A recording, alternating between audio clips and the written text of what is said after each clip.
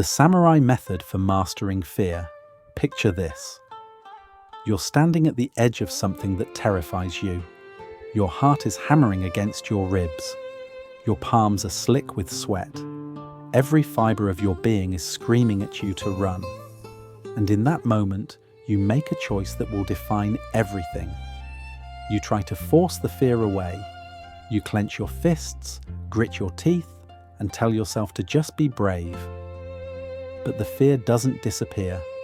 It grows stronger, more suffocating, until it consumes you entirely. I lived this for years. I thought courage meant the absence of fear, that brave people simply didn't feel what I felt. I was wrong. And it wasn't until I discovered an ancient practice from the samurai warriors of feudal Japan that everything changed. These warriors, who faced death as casually as we face Monday mornings, had developed a method for mastering fear that goes against everything we've been taught. They didn't conquer fear by fighting it. They mastered it by becoming like water. There's a famous story from the dojo of a legendary swordmaster that changed everything for me. A young student came to him, burning with frustration. Every time he faced a real opponent, he would freeze. His body would lock up, his mind would go blank, and he would fail. So he did what we all do. He tried harder. He pushed himself more brutally. He stayed up late visualizing victory, repeating affirmations, trying to build himself into someone who didn't feel fear. The master watched him for weeks, saying nothing, until one day he called the student over and asked him to hold a cup of water. The student did, confused. The master then told him to grip it tighter, to squeeze it with all his strength, to force the water to stay in place through sheer willpower. Of course, the water exploded everywhere. The student stood there, dripping and embarrassed, waiting for the lesson. And the master simply said, "You cannot force water to be still. You can only provide the right container, and it will naturally find its level." We live in a culture obsessed with forcing outcomes, with grinding and hustling and white-knuckling our way through fear. But the samurai understood something profound. Coercion creates resistance. When you try to forcefully suppress fear, you're adding a second layer of suffering. You're not just afraid, you're now afraid of being afraid. You're ashamed of it, frustrated by it, at war with your own nervous system. And this internal conflict drains the very energy you need to act courageously. I learned this preparing for my first public presentation. I spent weeks trying to eliminate my anxiety, using breathing exercises like weapons, wielding positive thinking like a shield. The night before, I lay awake, exhausted from fighting myself, more terrified than ever. I had created a prison of my own making. I was trying to grip the water too tightly, and it was destroying me. Principle 1. Mizu no kokoro, the mind like water. The samurai called it Mizu no kokoro, which translates to mind like water. Imagine a perfectly still pond. Now throw a stone into it. What happens? The water doesn't resist the stone. It doesn't try to remain unchanged. It accepts the disruption completely, ripples spreading outward, and then without effort returns to stillness. No struggle, no fighting, just natural response and natural recovery. This is the first principle. Fear is the stone, your mind is the water. When fear arrives, you don't meet it with resistance. You let the fear land. You feel the ripples. You watch them spread. And you trust that stillness will return naturally when you stop fighting. The morning of that presentation, standing backstage with my heart trying to break through my chest, I tried something different. I acknowledged the fear out loud. I'm terrified right now. This is what terror feels like in my body. I felt the trembling in my hands, the tightness in my throat, the electric anxiety racing through my nervous system. And instead of adding, "I shouldn't feel this way," I just let it be there. Stone in water, ripples spreading, And something incredible happened. The fear didn't vanish, but it stopped growing. It reached its natural peak and began to subside, not because I forced it to, but because that's what fear does when you stop feeding it with resistance. The samurai understood that fear is information, not an enemy. When you relate to it like water relates to a stone, you can receive that information clearly without being overwhelmed. You can feel afraid and still act. This is the secret. Courage isn't the absence of fear. It's the ability to let fear exist while you do what matters anyway. Principle 2.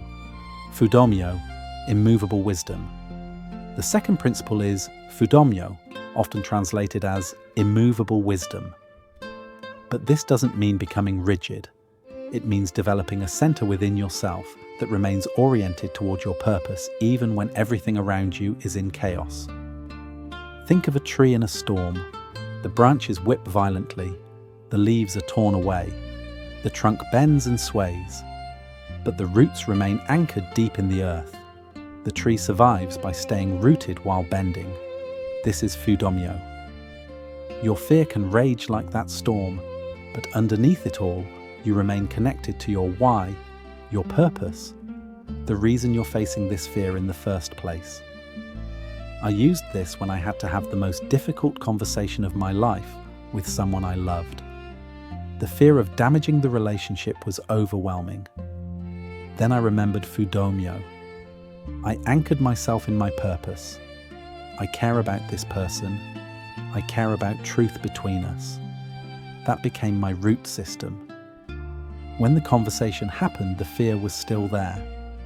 My voice shook, but I kept returning to my anchor, and I bent in the storm without breaking. The samurai would call this true courage, not because I didn't feel fear, but because I acted from my center despite the chaos. Principle 3. Ichigo Ichie. This moment, this opportunity. The third principle is Ichigo Ichi, which means one time, one meeting. The samurai lived with the constant awareness that this moment, right now, is completely unique and will never come again. This awareness transformed how they related to fear because it removed the option of waiting for a better moment. We tell ourselves, tomorrow I'll be braver, tomorrow I'll be ready. But tomorrow is a fantasy that never arrives. The samurai cut through this delusion. There is only now. This fear, this challenge exists in this moment alone. You can meet it or let it pass, but you cannot postpone it without losing it entirely. This hit me when my father was sick. I wanted to tell him things I had never said, but I kept waiting for the right moment, for my courage to arrive. One evening, the words Ichigo Ichie came to me like a bell ringing. This moment will never come again. The fear of vulnerability was still there, but it became irrelevant in the face of the moment's uniqueness. I took his hand and I spoke. If I had waited for fear to disappear, I would have waited until it was too late. Ichigo Ichi doesn't eliminate fear. It makes the cost of avoidance clear. It makes courage possible by making the present moment more important than your comfort. Principle 4. Shojin, beginner's mind.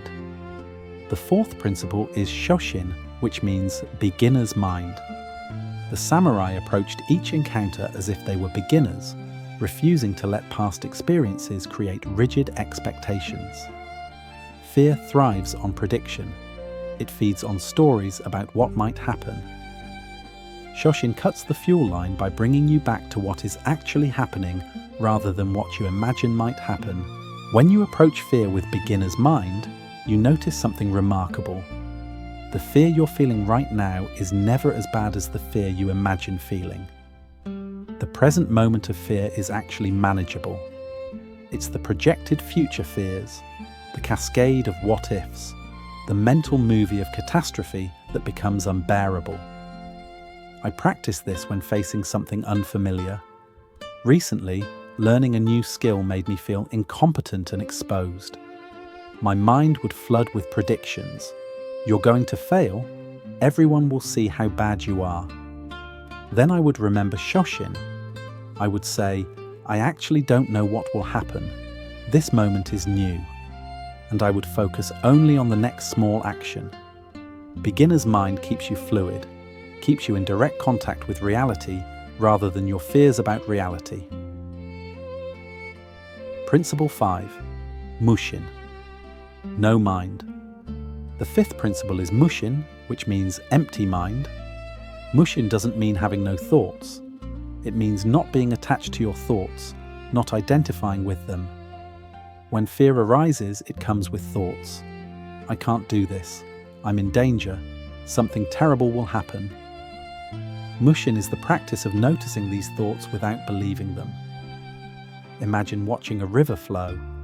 Leaves and debris float by on the surface. You see them, but you don't jump in and grab each piece. You let the river carry them past.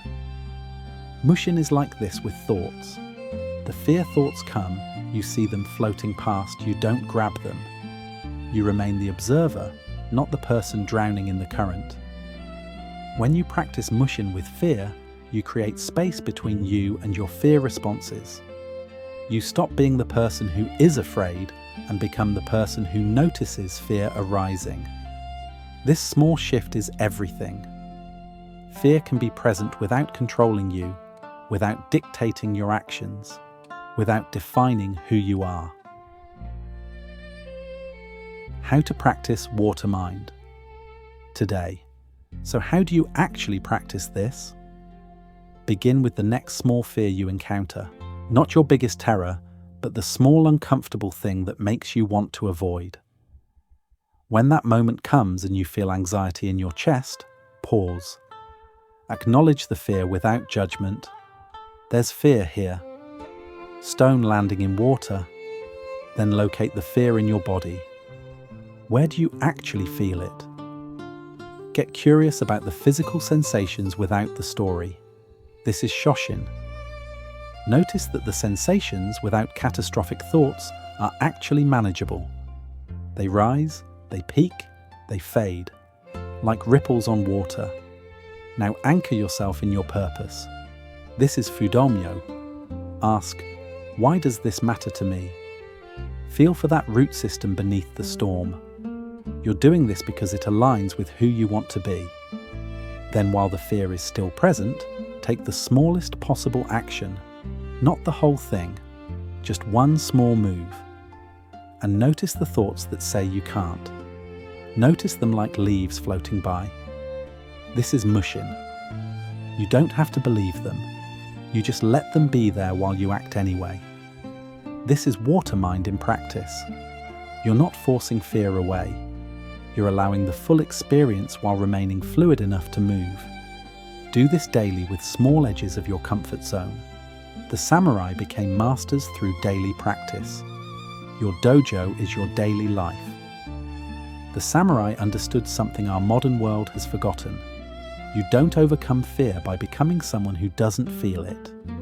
You master fear by becoming someone who feels it completely and acts anyway. You don't need to wait until you're brave enough. You need to become like water, accepting each disruption while maintaining your essential nature.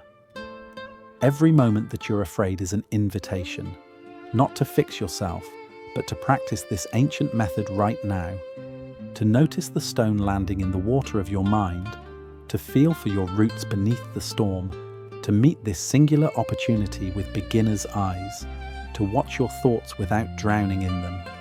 This is the path, not to fearlessness, but to freedom. If this resonates with you, subscribe to this channel. We're going to continue exploring how ancient wisdom can transform how you live today. Not as distant theory, but as practical methods you can apply immediately. Hit that subscribe button, because mastering fear isn't about a single insight. It's about consistent practice, daily refinement, and the courage to keep showing up to your edge. Let's walk this path together.